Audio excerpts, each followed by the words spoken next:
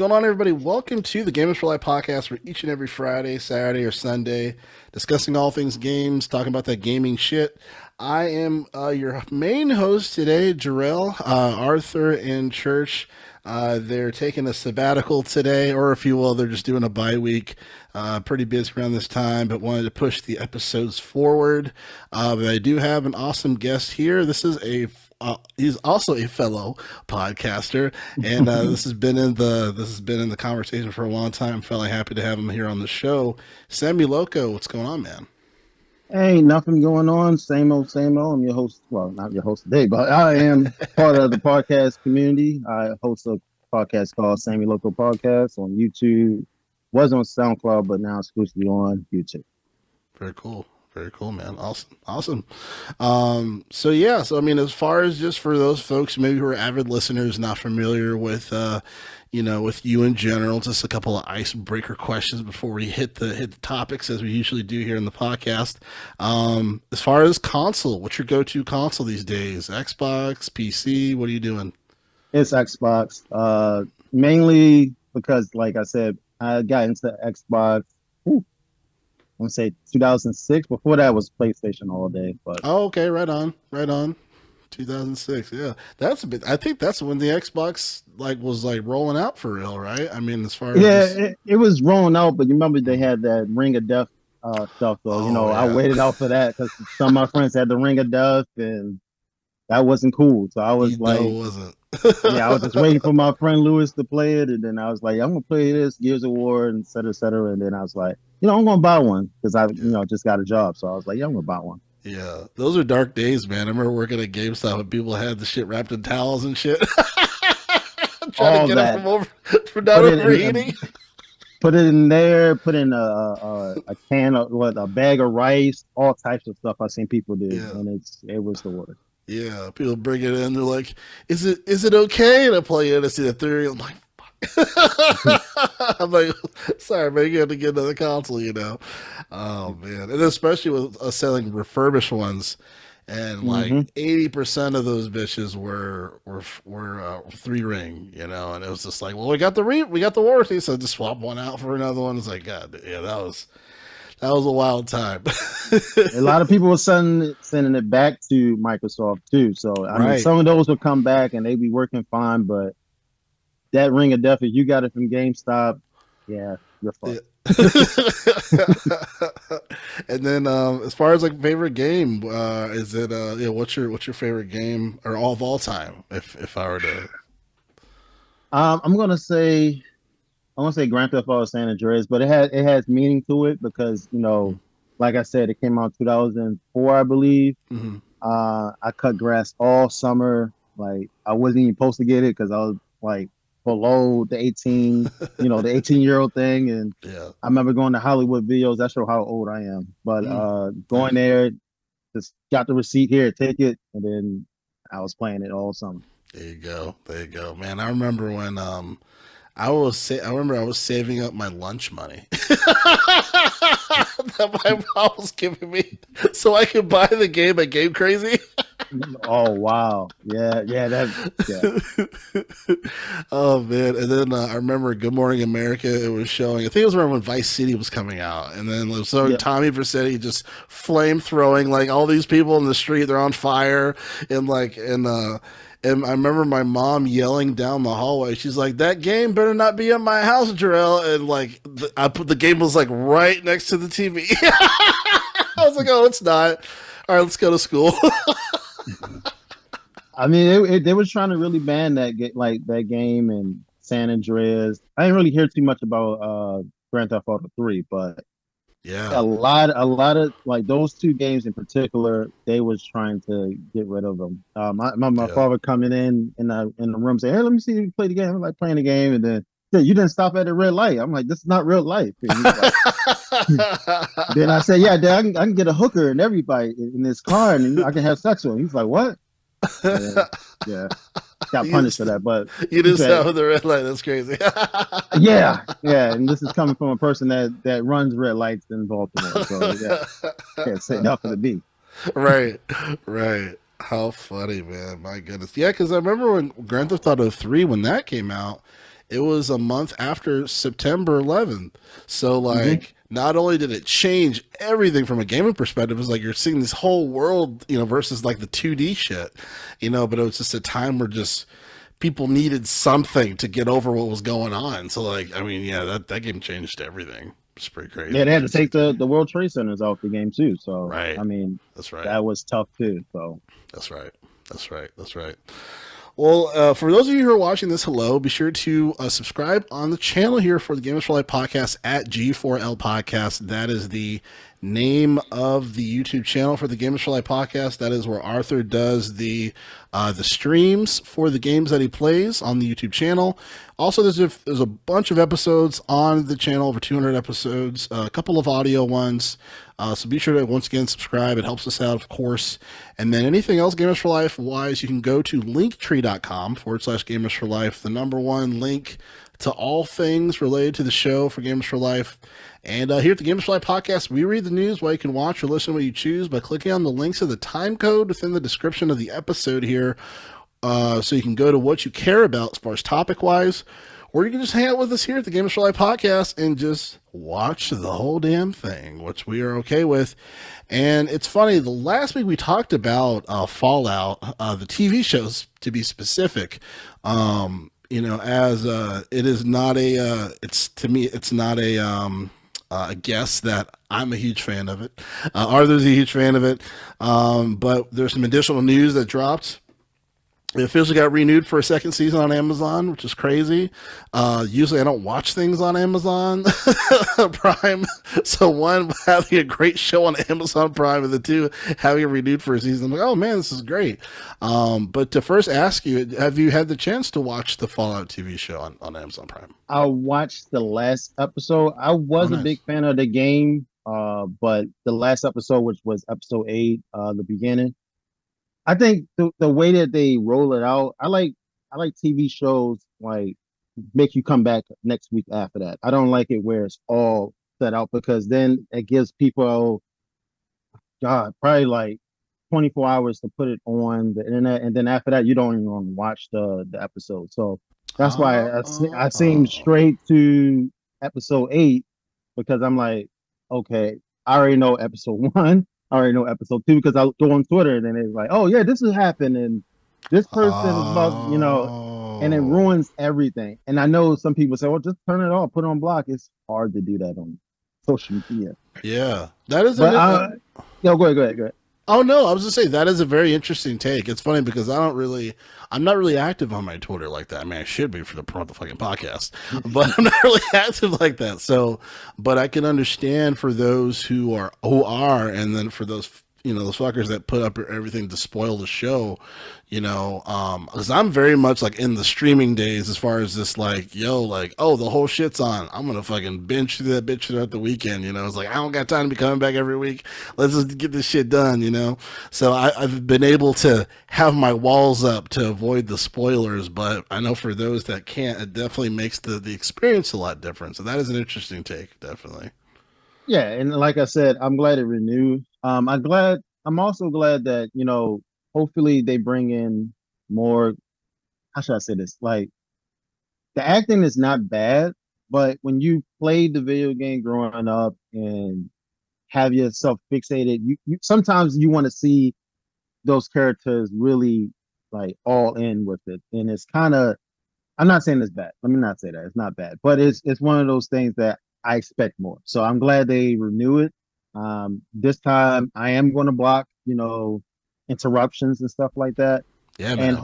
And hopefully with the second season, I hope it doesn't ruin it for other games that's about to become TV shows or movies.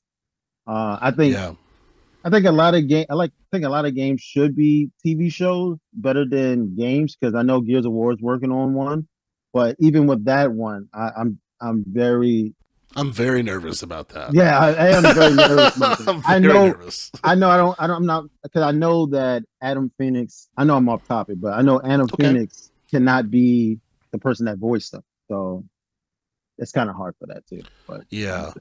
Yeah, I actually, it's funny too. Like, I think you make some good points. I actually I'm a big fan of. I actually like the acting in the show for Fallout. I think it was a very risky thing because it's definitely a candid feel, right? You have this not take yourself super seriously, but you don't want to be too corny where it's like cringing. And I think they really Yeah. balanced that really well. So I think from a writing perspective, very difficult thing to achieve. And I think the lead actress, I think she was fantastic.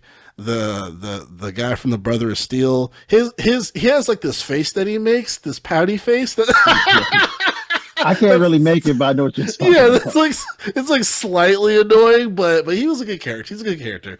And then obviously Walton Goggins, who was the ghoul, like probably my favorite, obviously my favorite character.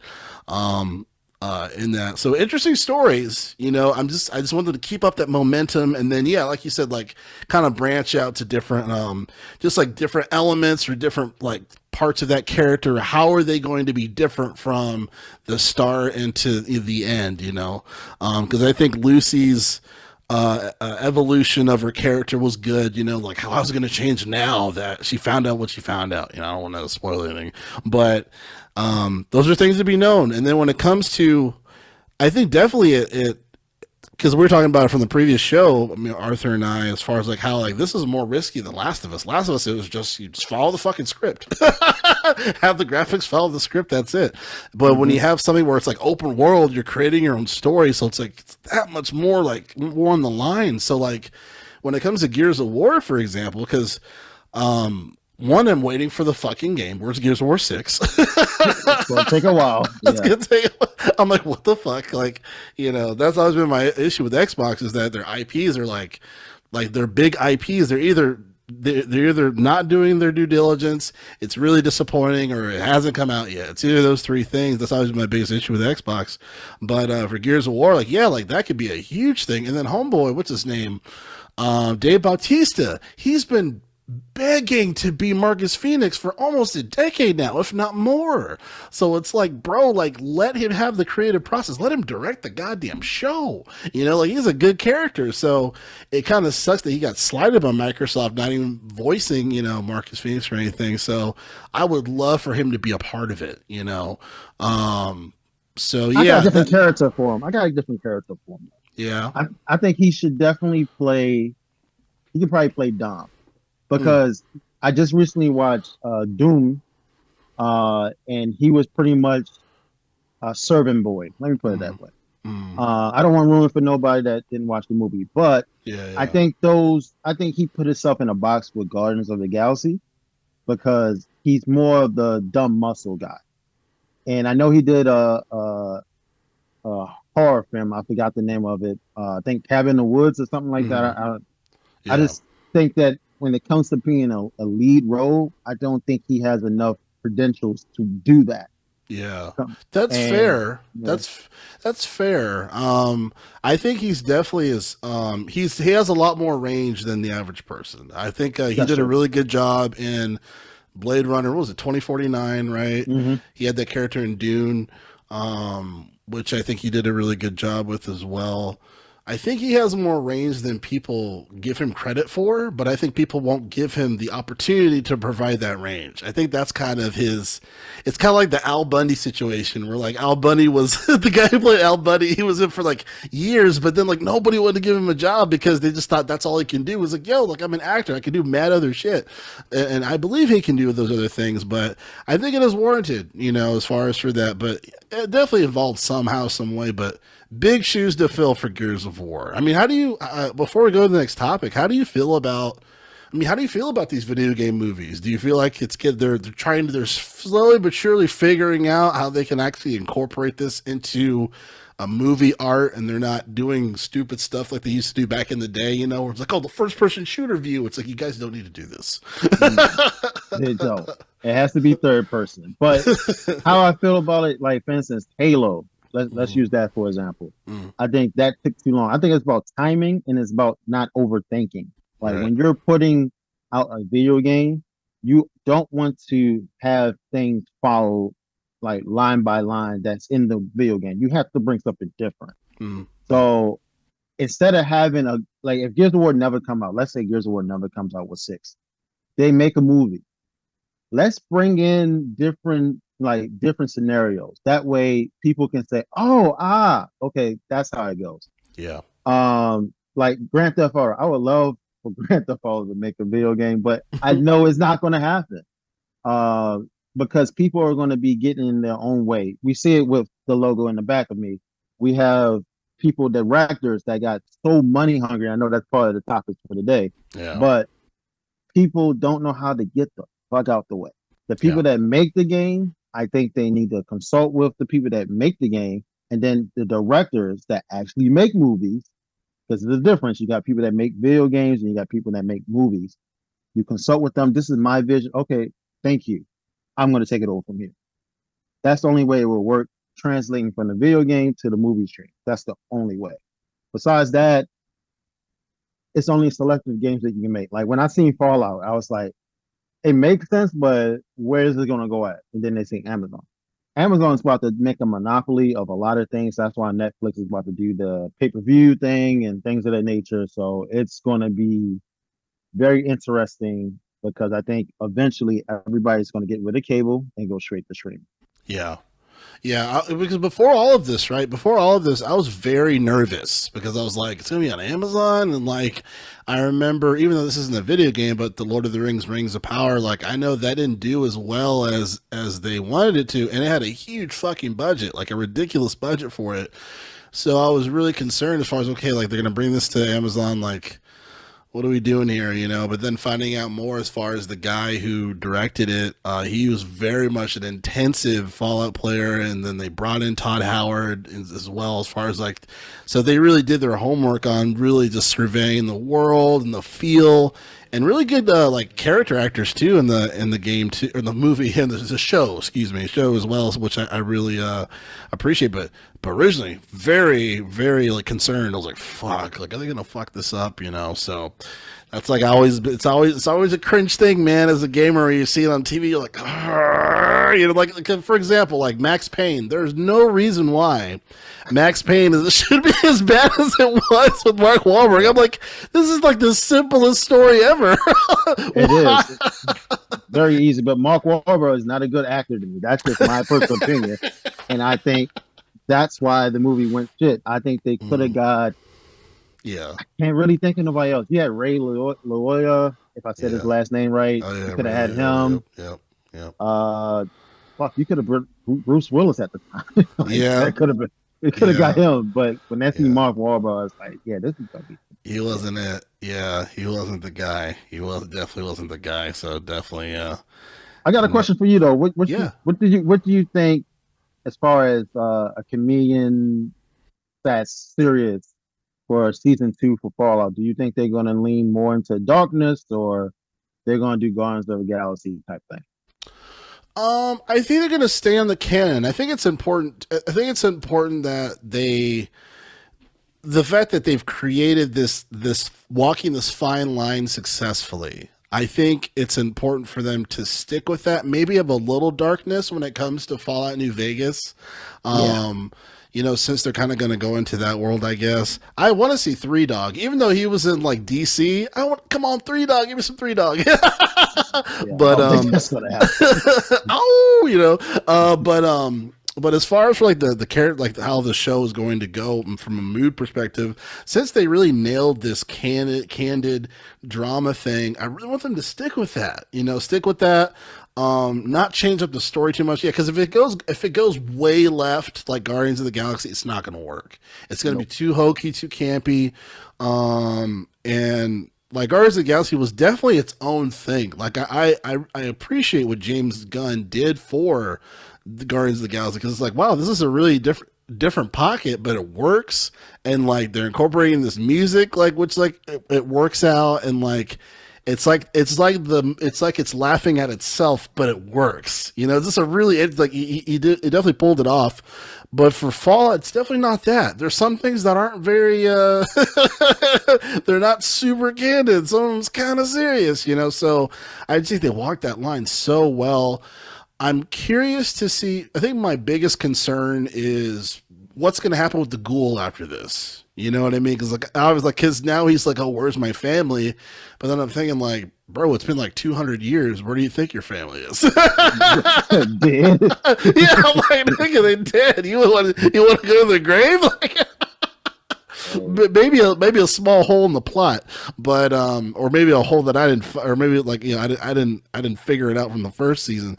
But I'm curious to see what happens with him, and then once he finds out about his family, what happens now, or if they're going to introduce somebody to be just as relevant as they're going to finish off Walton Goggins' character. So yeah, that's what I'm very curious of because I think they did a great job going back and figuring out. I hope this answers your question, by the way. No, it does. Going back and figuring out what's going on with this Walton Goggins guy. Why is he a goal? Yada yada. Like I think they did a great job of all of that. But as far as for the story in general, I don't want it to lose what it's achieved. Because I thought it was a great balance. Lucy being like, "Oh, you want to have sex?" Like to the big guy, he's like, "Oh, what?" Yeah. He's like, "Oh," she's like, "Oh, okay, whatever." You know what I mean? I'm just like, "Oh my gosh, like this is brilliant." So, yeah, I want to stick with it. A little more darkness probably when it comes to the New Vegas stuff. But yeah, I just kind of want to stay with it, maybe a little darker. That would be what I would hope for it. So, yeah. Yeah. And speaking of good old Rockstar, as we were talking about just recently, unfortunately, some unfortunate news. As we were waiting for GTA 6, which Arthur Arthur says that it's going to bring world peace because everyone's going to be playing the game. There's a lot of psychopaths online, trust me. right, exactly. You know what I mean? So it's just like the game that everyone's waiting for. Everybody will call off work and play. Me included. Right? yeah. Like, oh no, I gotta go do this thing. Close the blinds, eat some pizza, fucking go to town. Fortunately, there's some layoffs with Take Two. Canceling multiple development projects, which I find that was like, god damn. So I'm going to read a little bit of this. So according to IGN, it says GTA 6 publishers laying off around 5% of its workforce, or around 579 workers. It says Take-Two Interactive is laying off that amount of workers and canceling several projects. GTA 6 publisher announced in a new filing. The news followed claims from the CEO Strauss Zelnick that the publisher had no plans for layoffs amid its planned and cost reduction program. In the filing, Take-Two said that it is eliminating several projects in development and streamlining its organizational structure, which includes layoff workers. Take-Two said it expects to incur between 160 to 200 million in total charges, with 120 million to 140 related to its title cancellations. It says it's a plan that's been running the works since at least February at the time. Zelnick said, I feel like that's contradictory. Didn't he say he didn't have any plans to... That's why I can't these wait. lying motherfuckers, man. That's what they do. Jesus Christ. So it says, I'll read a little more of this here before we talk about it. It says, I would just note that our biggest line item of expense is actually marketing. We do think that we can optimize that. We also have a third-party expenses, software and vendor supply services, and we always find opportunity there. The hardest thing to do is to lay off colleagues, and we have no current plans, end quote. Jesus, man, and I think that is a big issue. Let me ask you this. I feel like this is a really big issue in gaming when it comes to the marketing, right? So for Spider-Man 2 on PlayStation, they said they spent like over like $300 million in marketing for that game. They spent over $200 million for Last of Us 2, Part 2 specifically. Which to me seems like too much, but like so much marketing, and now we're seeing all of these layoffs, and I know it's definitely, there's a couple of different pieces to this pie of why they're laying off everybody. A lot of it is, like you said, you were talking about greed and shareholder shit and trying to just save a buck, right? Do you think marketing is the marketing factor in some of these huge companies, that it is too much and that it is kind of contributing to just these fucking layoffs happening that we end up hearing like every other week, it seems like? So pretty much I have a whole bunch of theories with this, but this is Rockstar. Rockstar is very secretive and things of that nature. They had a little leak, to me it's little, to them it's big. and Yeah. they say it costs everything and such. But I think what the problem is that number one, the game is almost finished. So this happens a lot with big businesses where they like, okay, uh, the person to develop it, okay, you're the tester. Okay, we need the tester. You create it, so you know what, we're done with you. Bring more testing in. Okay, we need more security, so they spend more money on security. So they're not talking about who they hired, but they do have openings for certain people. Uh, Even the fact where they put out, you know, tell them to come back to the office, and it's in New York. Right. A lot of people didn't want to do that. A lot of people wanted to stay home, but that's why the leak happened. You know, when you have everything inside and they change everything around it, as far as security, everybody's here. Okay, you're not sharing it, so it's pretty much the NDAs and stuff like that. Uh, Yeah. as far as marketing goes, I think Rockstar is still using the old method. I think if you involve your fans more, uh, you can like I said before, when you think about Beyonce, Beyonce put out a album, a surprise album. She was the first one to do it. After that, some people did it and didn't succeed. Yeah. Rockstar don't have to do that. Just put out the fucking game and use your things, do interviews, come to some conventions. Like they never come to conventions. They never went to E3. Uh, Trying to think of the other one, but GameCon. Gamescom. They don't Yeah. they don't Yeah. come to these things. So what are you telling me about marketing unless you're going to come up with something that's so 2025 that nobody has ever seen? Why spend money there? Why get rid of the people that helped build the game and now you got disgruntled employees? I'm pretty sure they stripped all their privileges away, but that's just not good for business. Yeah. I think yeah, it definitely isn't, and I think it's I know the lead creator for Baldur's Gate 3, he had some really poignant points he was making when he won I want to say it was because he won the Game Awards and then I think he won the BAFTA Awards too or something like that, and he was talking about as far as like the cycle that they keep doing with these CEOs as far as like, oh, we're gonna lay off more people, oh, we need more people, and it's like you don't have to do that, it's like it's this corporate greed bullshit, and he just called it on his head, and he's like, I've been fighting for this like ever since I've been a part of this business, and just like not like neglecting these talented developers and whatnot, because like it changes the entire tune of the game, and like I couldn't agree more with his sentiment, and definitely agree with what you're saying as well. I'm curious what those titles were that they canceled. That was one thing I was thinking about, because part of me is like, well, maybe that's a good thing because they kind of shit the bed with the definitive edition of the GTA games. Like that was just like, But they let somebody else handle it, which I mm, did not understand. And then I'm playing it, I'm like, yo, the controls are fucked up. Everybody looks so cartoonish. It's like, yo, like all you had to do is just change the format.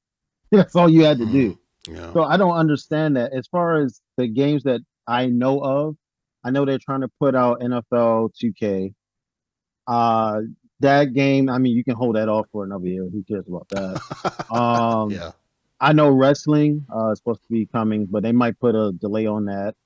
I hmm, mean, that come out every year, so I mean, people can be hold off with the one they have here. right, I'm trying to think of the other ones I've seen, but those are the two ones I know for sure they're going to put a delay on that.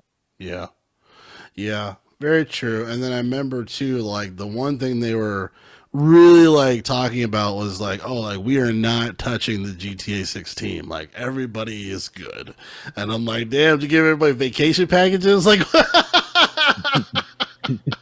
They everybody making must have, six figures, you know. yeah. Everybody's set. Everybody's set. Everyone's signed NDAs. you know? And NDAs are serious. You can't say Yes. shit at all. Yes. It's so crazy too because like a couple of weeks ago, like I'm sure you might remember this, but how the source code was almost taken by this like genius autistic kid that used like a fire stick to hack at a hotel. I'm like, holy shit, man!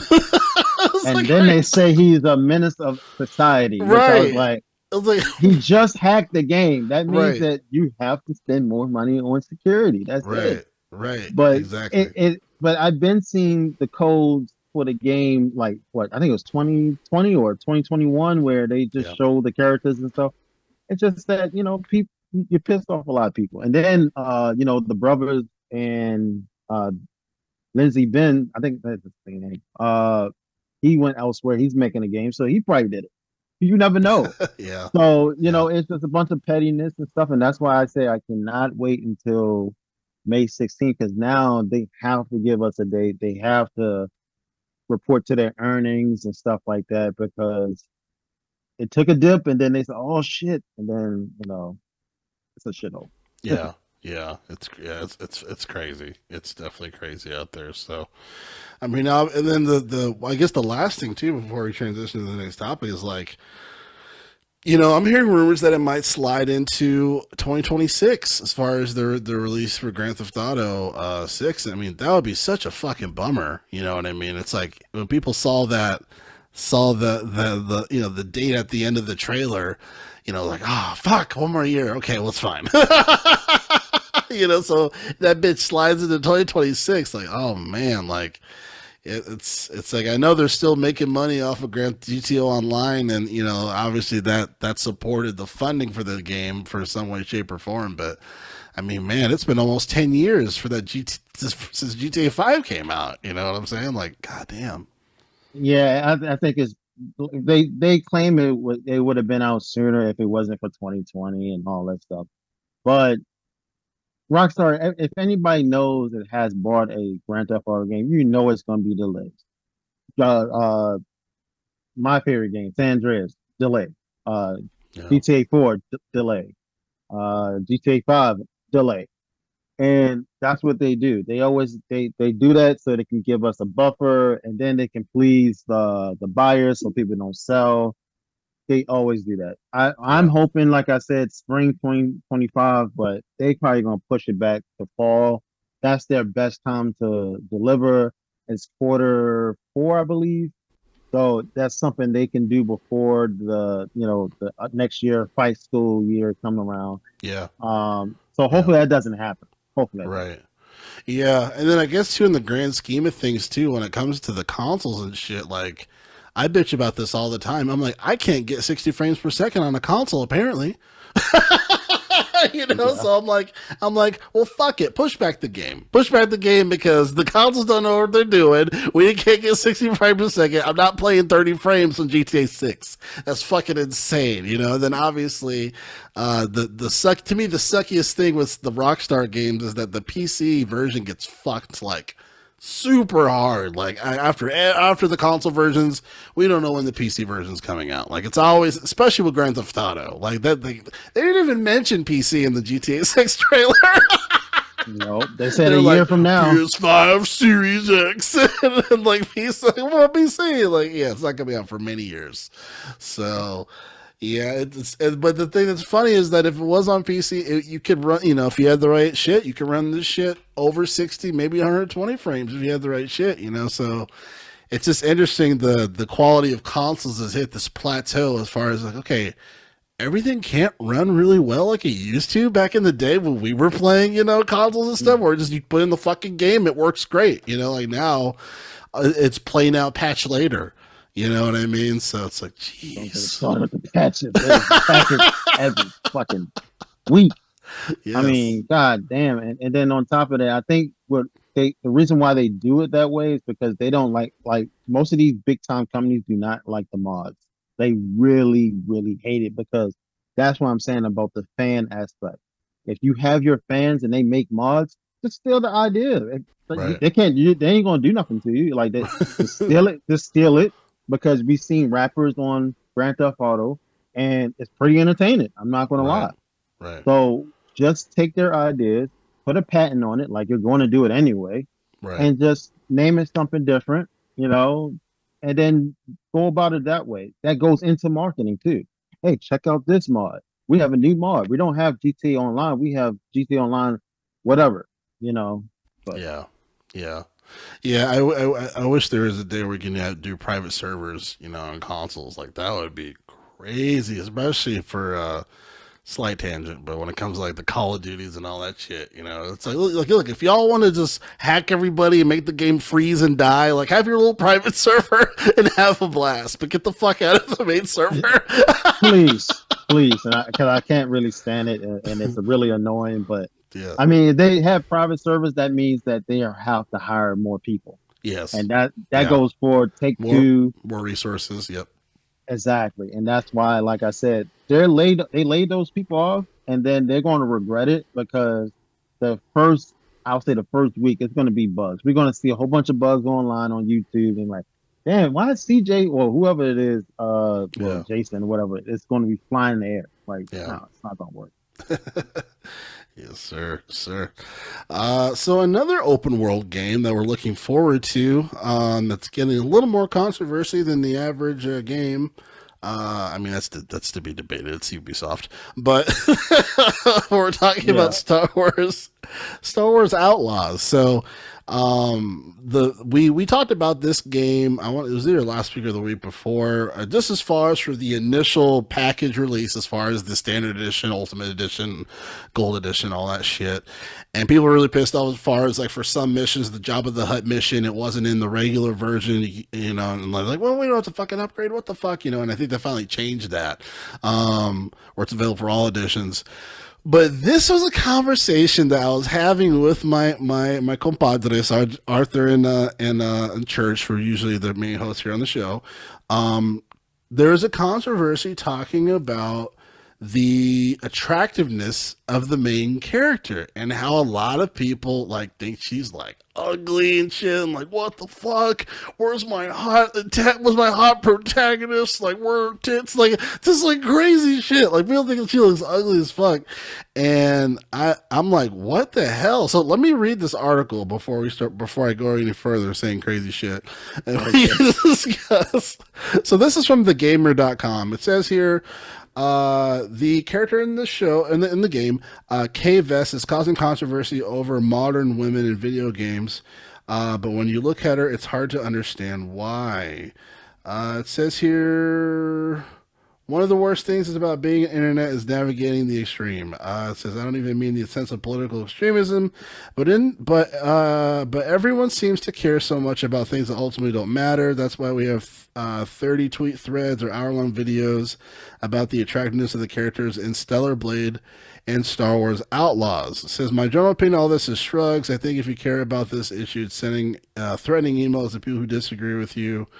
There is probably quite a bit wrong with you, but there has been some unhelpful gaslighting going on around this whole issue as well. Looks like this is just like a blog, but basically that is the main issue, or just the biggest thing, one of the biggest things, kind of brought around the internet. Let me start with your thoughts around this. As far as just, let me pose the question first, because obviously there's a lot we could talk about this, right? Mm-hmm. When it comes to, not talking about Outlaws yet, when it comes to main characters, video game characters, what is your perception on like, hey, my character needs to be someone who is attractive? Is that a plus? Is that a need? Is that something that we just like to see for eye candy? Is it like what are your, like, as, and obviously we're men talking about this, but fuck it, yeah, we're men, so we're here. Yeah, pretty much. So I will caution that for potential lady listeners. We keep losing them. I don't know why. But what? So it's like 3%, 0. Oh no, Arthur must have said something or I said something, But what are your thoughts on that? As far as like do you check for that when you play games or anything? Like, what are your thoughts? No judgment, by the way. No judgment. But for me, I think it's more of the fact of what type of game it is. The game is called Outlaw. You're not expecting a nice woman on the game. You want somebody that's rugged. You don't want a pretty face that's shooting a gun. You don't want that. I mean, it looks nice for Budweiser commercials and things of that nature, but for a game that's called Star Wars, you want somebody that's going to be rugged, because when a lightsaber is about to swipe her head, she's going to have scars. Like, you want, like, that's the initial fact of it. Same thing I said about, we can go into the movies and things like that. Some guys are not used to having female lead characters lead. Yeah. And I think the real test, even though Star Wars is a very popular game, it goes back to Rockstar. It goes back to GTA 6. we're gonna see how bad or how badass Lucia is. She has a pretty face, but if she say, "Oh, it's time to rob," that face gets turned down. Like she's shooting Yeah. somebody's head off. Right. I know that it's a big issue as far as giving too much pretty, like as far as gigantic butts, Right. gigantic breasts, and Right. then they're leading. You won't take her serious. You will not take her serious. So Yeah. for me, I think it's guys that's at home, horny, like let me pause the game and get one off. And then you have the ones that just really like me that really just don't care as long as she fit the role. If Right. she doesn't fit the role, because it's been plenty of times people play Tomb Raider. People play Tomb Raider for at least for my uncle's sake, for the grunts and the moans when she's climbing the rock. And then it's like, okay, the new Tomb Raider came out probably like 5 years ago. Yeah. And people was like, oh, okay, like that's okay, that's not the one I was used to from PS2. Oh, what happened to her ass? And it was like, Right. motherfucker, we're worried about the game, the story mode. Yeah. He's about to get hit with the tornado, whatever the case may be. I think it needs to be a point that people have to understand. Like times are changing. Yeah. We're eventually going to have.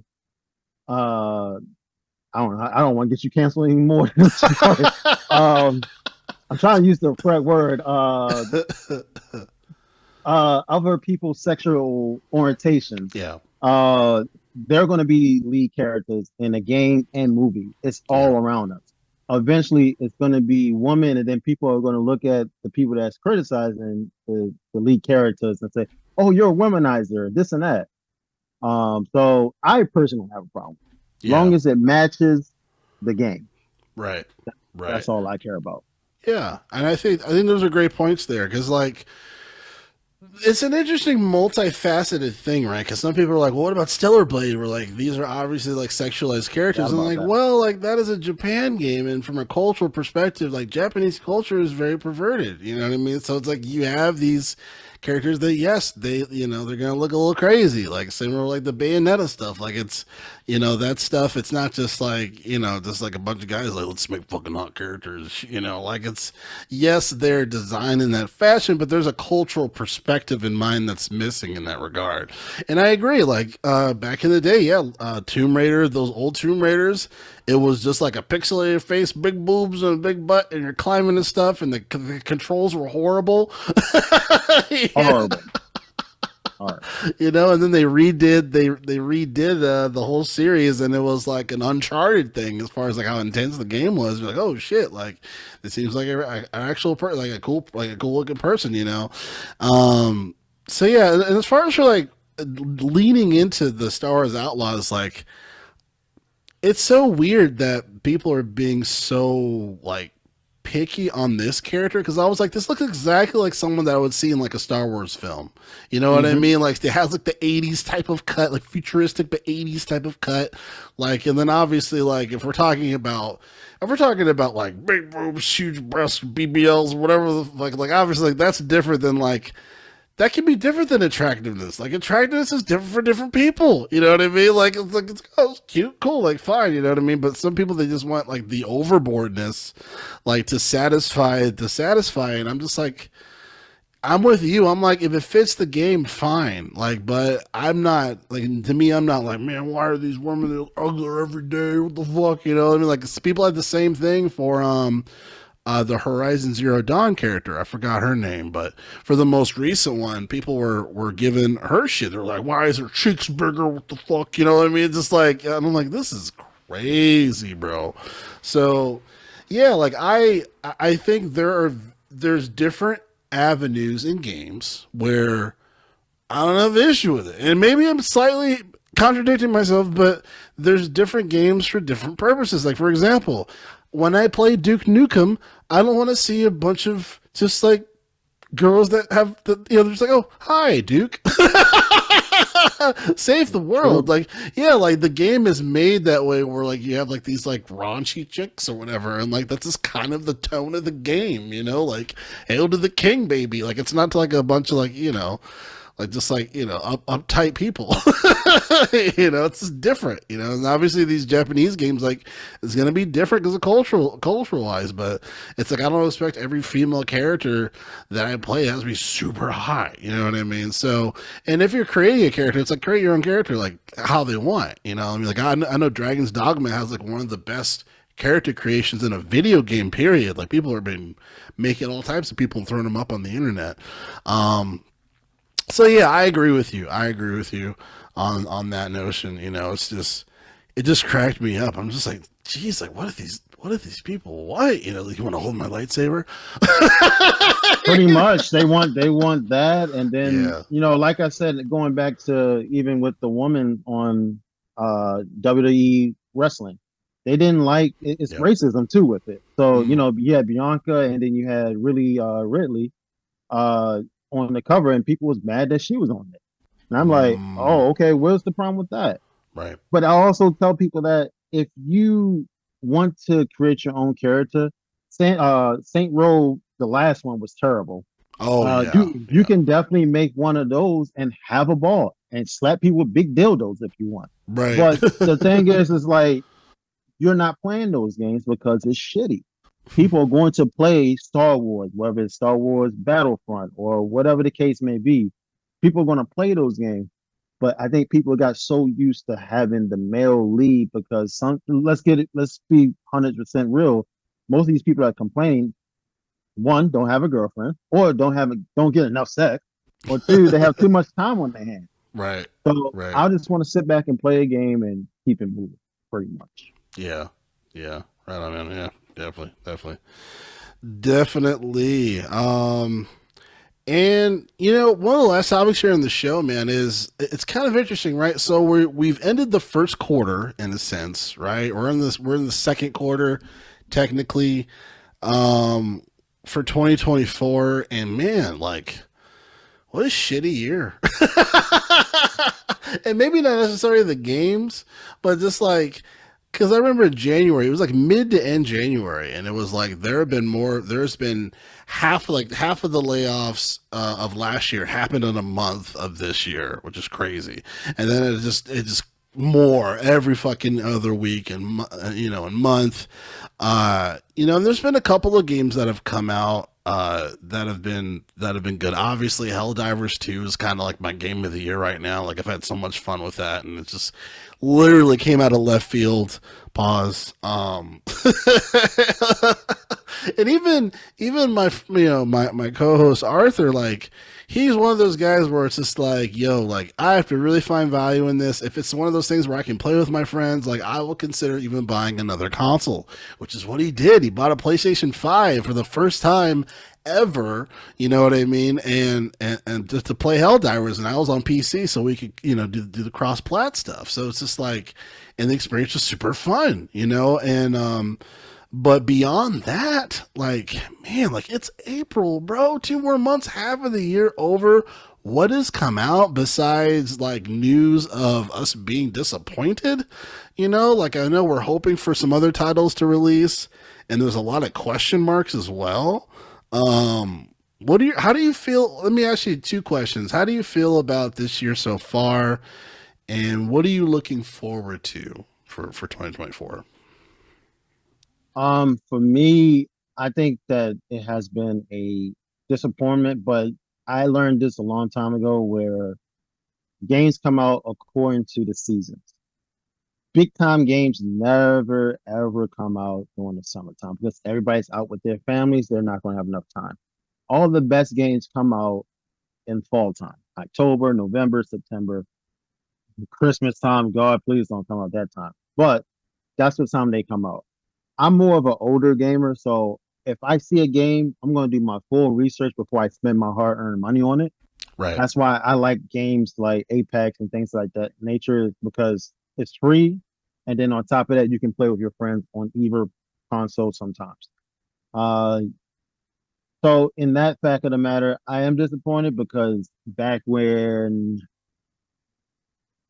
I'll say between the 2015 2013, it would always would be a certain game coming out every month. I used to buy the magazine called Game Informer every month. I don't know. just to see like what like oh damn that game coming out. All right, I'm gonna save some more money for that. I'm definitely gonna play that. I don't even gotta look at the previews for that.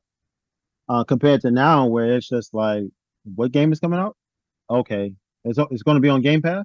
I'll play it on Game Pass Right. for free Right. instead of wasting my money on it because there've been times that, like I said, I was dumb enough to buy uh Saint Row 3, well not Saint Row 3, the last Saint Row, Yeah. and that was around it was in August actually because they kept pushing it back.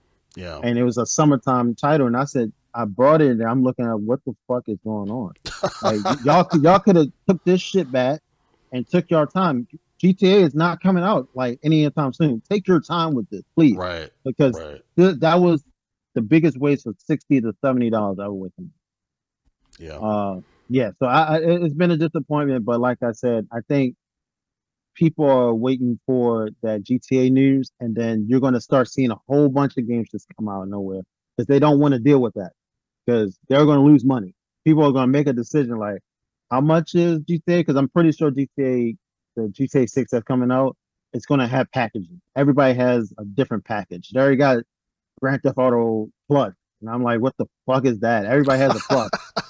So I mean, just imagine people are probably going to pay $200 for a game compared to me.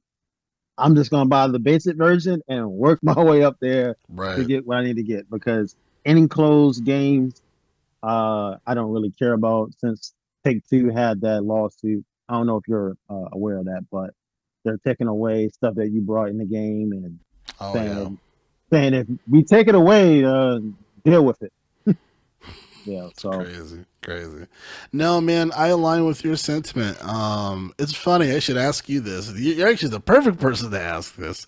I had an argument with a debate, if you will, with my other co-host, Church, and his sentiment is, you have to vote with your wallet. Like we have to support not only the game of the year games, but you also have to support the 7 out of 10 games, the 8 out of 10 games, so we can get more of these quality titles to come out.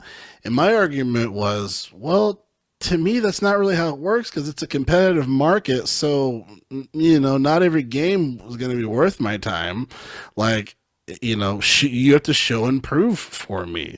hmm If the game is going to be good, it doesn't have to be a game of the year title, but you have to do the due diligence, do the marketing, do why I should buy your game versus this game. And I was like, half of this time, I said, Microsoft it has a large part of responsibility for this too. They created this Game Pass model where you can pay 15, $16 a month, play hmm over 200 games, and not pay a penny more than that. Whose fault is that? Like they create a whole fucking model. So it's like, no, I'm not gonna buy 7 out of 10, 8 out of 10 games, and then research for my 10 out of 10 game. Like, no, man, like that's not how the market works. You know what I mean? It's not like if I buy a bunch of different breads, oh, we're going to keep making bread because you bought the white bread and the wheat bread. And that's not how it works. Like, I'm going to buy what I fucking want. And then if this game wants to promote it, fucking promote it. But I just thought that was an interesting take. I was just like, I don't know if I agree with that. But, so. Yeah, man, I mean, as far as for this year, definitely disappointment. I'm always because I'm an older gamer myself, so I align with a lot of your thoughts. I'm always excited for what I don't know coming out. And hmm that's probably just the old school E3 like within me. Even though I know E3 is long gone, I was able yeah, to go twice when it was around, but just that feeling of a great game coming out that you have no idea that it's coming out has always been one of my biggest joys as a gamer. So many great moments, and I think the fact that I'm so mad that Gears of War 6 isn't out yet, and Gears of War 5 was so good. Like I had a great time. The biggest issue I had, which Arthur and I aligned with this as far as like, why is it just 3 players? Make it 4. Like I don't give a fuck what technical issue it is. Do more due diligence and make it 4. Don't limit fun, as Arthur would say. So I guess I'm excited for what I don't know, and I really hope that some of these games come through. But A very weird year, man. A very weird year, and I wish more companies. Let me ask you this. Actually, ask you this question: how do you feel as far as like the indie? Do you feel like companies should support indie more?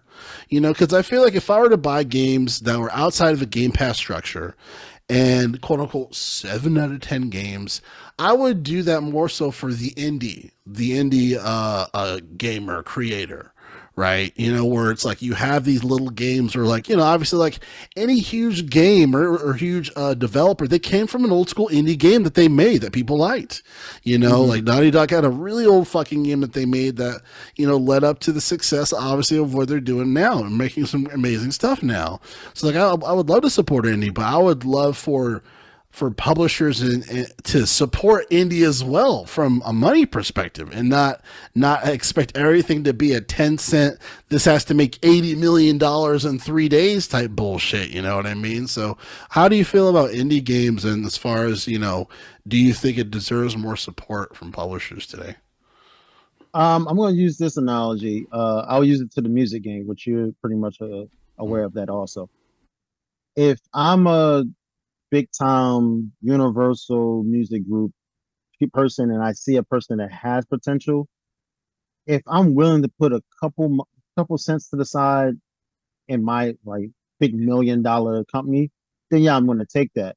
But the problem is that most of them indie artists or indie groups, they want to keep their integrity of their game. And if you give it to a big business group, they're going to say, I want that. I want Mm-hmm. 80% of that. And the indie game people are saying, fuck you, I'm not doing that. Right. And then eventually that becomes a big problem because then the indie people do not know how to market because most of these marketing companies are friends with the big business. Yeah. So if, for instance, if somebody said, you know what, I'm going to make a basketball game. Okay, you know what? I'm going to see if 2K or whoever is going to help me out with that, or not go to 2K. Let's go to somebody that doesn't make sports games. I just need the funding. I just need the marketing. And once they do that, that company is going to say, I don't know shit about sports games. Why not? You give them that. They say, hey, I just need you to promote it. But then you got 2K. Everybody knows what 2K is. Everybody know what Yeah. EA is. They probably going to put so much money towards it. It's like, how much you made? I made this much, and it's like, that's not enough. We're Mm-hmm. gonna advertise and let you go. I do think publishers need to help them out, but it has to be something in part of their group, just like the writers for Hollywood. They're dealing with their situation. The same thing with video games, and that's also going back to what you were saying before about why gaming is so bad right now because the writers are feeling, thrown to the side and they're saying, hold up, like we make these games, believe it or not. We're just as important as the actors, we're just as important as the producers and things of that nature. So what the indie people need to do is create a group and create a brotherhood to say, we're gonna make this and we're gonna do marketing a little different. Because right now we don't have to do the 90s theme thing where we gotta go out and do all these things. You can go to shit, they need to bring E3 back. Seriously. But you can go to these conventions and you can really show out and also Yeah. make great trailers.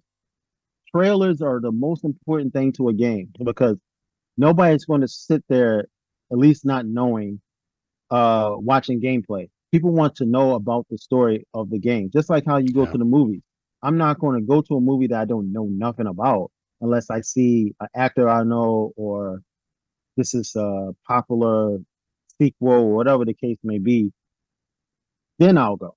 But people like inflation is up. If inflation Right. wasn't here and we was getting stimulus checks every week, yeah, sure, I'll go watch that bullshit for about an hour or whatever. But now it's like I pick and choose what I want to do, Right. if that makes sense. If I answer your Yeah. question, yeah. No, yeah, no, absolutely. No, absolutely. I think you made a lot of great you made a lot made a lot of great points there as far as just like, you know, you made a lot of great points, you know, vastly, and I would, you know, I would like for E3 to come back as well. You know, I think the presentation notion I always found it to be really powerful. Obviously, E3, when it was there, it was more so for, the companies versus the people, right? Even though like us, like outside looking in, we're watching for the content, and I feel like E3 just completely neglected that, which Jeff Keighley was like, guys, this needs to be something to present for the people that are going to buy your fucking game, and they just pissed him off, and he was like, all right, well, I'll do Summer Game Fest. He created the Game Awards. Like, Jeff is up, you know what I mean? So I'm just like, well, kudos to Jeff for seeing that, as they had to close their doors and shit, and obviously vast costs and stuff for companies to even go there and all that shit, especially for indie, it's like, damn, I can't even have a booth because it's too fucking expensive, so I think the benefit of the digital structure health, but yeah, I think there should be some type of a convention, to support that type of thing. And I know Summer Game Fest, there's something like that to a regard. I think it was more media focused, but there is a power around that. And I do miss good trailers too, man, especially when today, in today's age, it's like it has to be something where we're seeing gameplay, because we've been fucked too many times when it was like, oh, in engine, and we're like, nigga, that's on PC. That is true. I forgot about that. You're absolutely right. I got messed up with that too. Yeah, no, but it's just one of those things, right? Like, no, I love a good trailer. Like, I'm a huge movie guy and just obviously games guy, so it's like I love a good trailer. I've seen there's just way too many like classic video game trailers that have come out.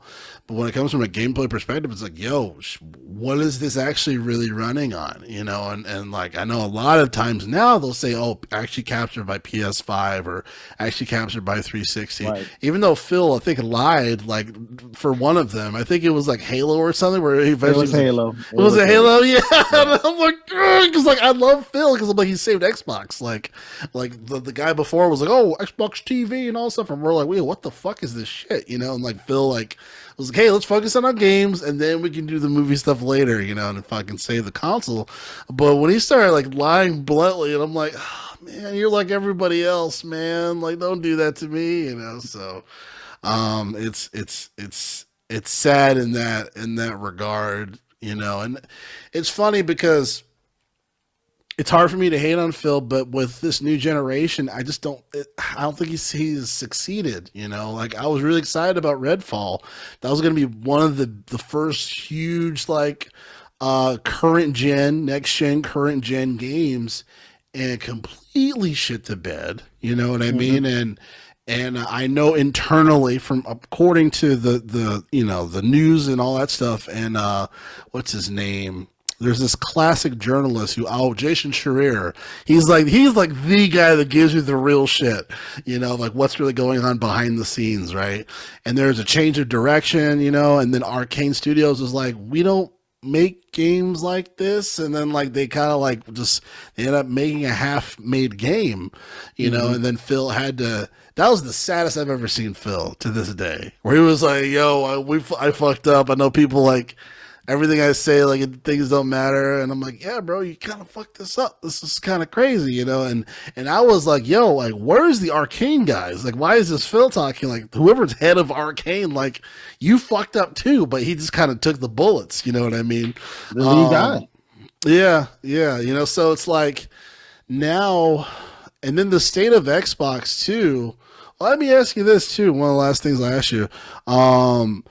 Obviously, Xbox is changing, right? We're seeing them hand off these fucking games and IPs, bro. Here's the Sea of Thieves. Then it got like 44 million like streams on PS5. Oh, here's Grounded. Here's this, And then they're like, hey, we're just doing that for now. We know they're gonna fucking do it more in the future, right? So it's like this Xbox quote unquote box is now just turning into the X service. You know what I mean? So it's like, and obviously Game Pass was the slow cookie proponent of that.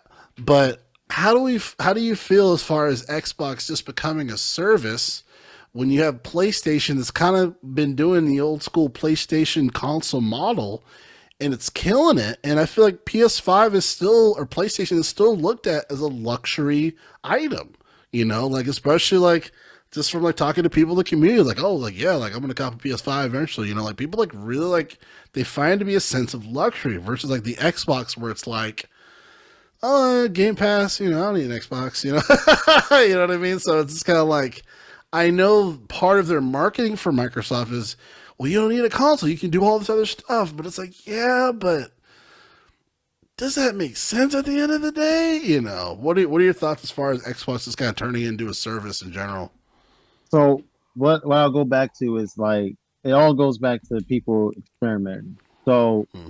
yes, PlayStation is more of a luxury brand, Xbox is more of a service, but eventually somebody is going to give away. Hmm. So and somebody is going to eventually follow the lead. So it's pretty much just like for instance, Netflix is going to well, let me use wrestling. Let me use WWE. WWE is now going to go streaming to Netflix. Netflix now is going to be more of a pay-per-view type of thing because you got the Mike Tyson and Jake Paul thing.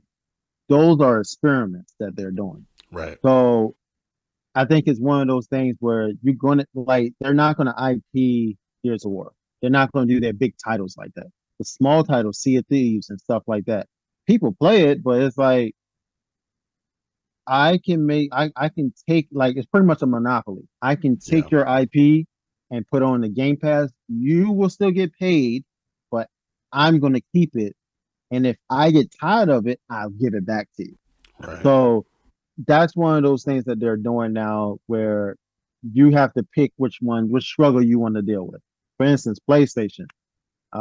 They'll get their network hacked some type of way and be down for months at a time, weeks at a time.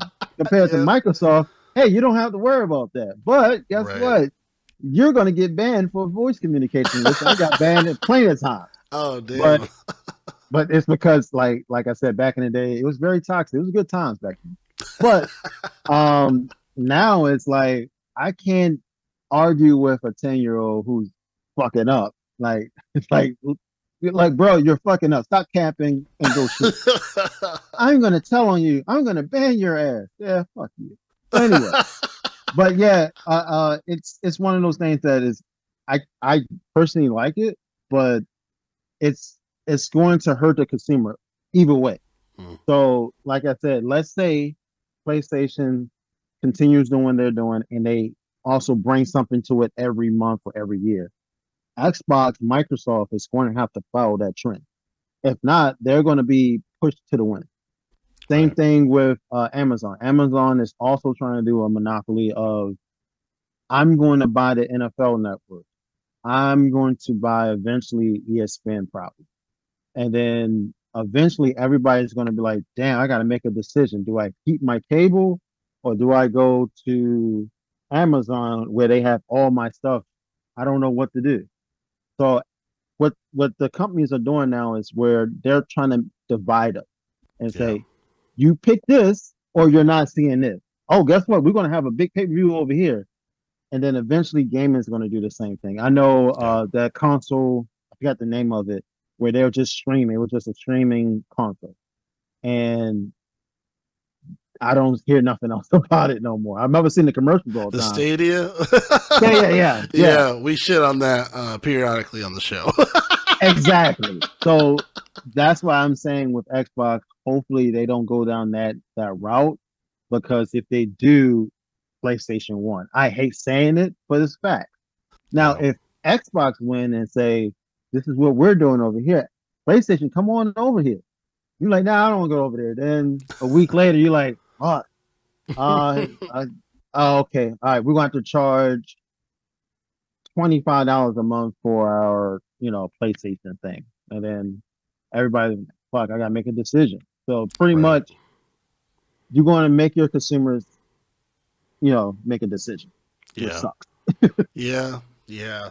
You know, and I miss that part of competition where it was healthy for the market, you know what I mean, versus just dividing people and it's like, well, you go over here and you over here, you know, and I feel like crossplay and cross plat I feel like has helped, you know, with kind of bridging the gap in that regard. And so many people are waiting for Helldivers 2 for Xbox, you know what I mean, Hmm. rightfully so. and even Final Fantasy Rebirth, you know, like waiting for that. Yep. And, you know, it's like, come on, man, let's just fucking make these games for multi platforms. Like, let's just do it. Like, I know exclusivity has there is a, there is an importance to a degree, but I think the fact that it seems like no one's really coming in the black, you know, financially. You know, it's like everyone's taking a loss some way, shape, or form. Obviously, consoles have taken a loss since the beginning of the game. You know, the just like beginning of the actual market, except for Nintendo, they've seemed to figure it out. You know, They're always going to be good. They're always going yeah, to be good. Trust yeah. me. They'll always be the top, especially making for profit and shit, you know. So, but as far as just when it comes to this, the exclusivity, like besides from like the obvious ones that will have to stay on the console, I just feel like, man, like you guys, like we can't really afford to be super exclusive. It seems like at this point, it's something has to give, or at least cross-platform, you know. So, that's kind of what I'm thinking, but. I think we're going to wrap it up here for the Gamers for Life podcast. Definitely a really dope conversation with you, Sammy Loco. Once again, Sammy Loco here. Follow Appreciate it. everything Sammy Loco related, Instagram, YouTube, you name it. It's podcast stuff. Check him out. But hey, man, this has been years in the making. I remember when you made a comment on one of our videos, like, "Hey, let me be on the podcast." I was like, "Hey, I think I know that guy," you know. And then just life got in the way, and I was just like, "Oh fuck, I forgot about that," you know. So thanks for sticking in there. Thanks for continuing to listen to the pod, man. Thanks for being on the show. I appreciate it. No problem. Thank you. Of course, man. Of course. All right, y'all. That's it for Games for Life podcast. Again, each and every Friday, Saturday, Sunday, discussing all things games. One of your hosts, Jarrell. We will see you guys next time.